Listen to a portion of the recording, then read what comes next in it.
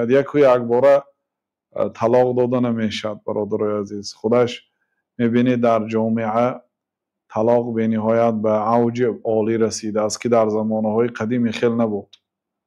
در زمانهای قدیم طلاق حتی همین 50 سال پیشتر طلاق این بسیار نادر بود.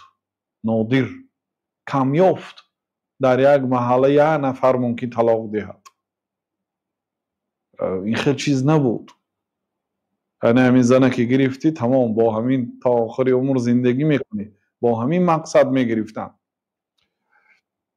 و این زیاد شوی طلاق نادرست است و این شیطان ها را به خرسندی می آورد. و حتی وقتی که ابلیس در بعضی حدیث ها آمده است که شیطان ها را می پرسد که شما چیکار کردید؟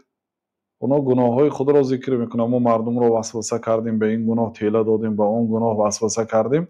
یکی از آنها میگوید که من دو عائله را جدا کردم.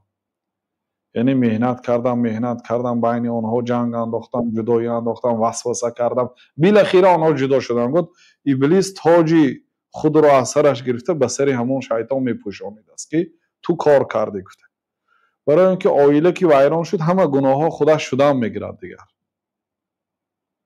دیگر گناه ها شدن میگیرد. بنابراین برادرای عزیز، برای مستحکم کردن عائله کوشید، برای طلاق سراسیمه نشوید.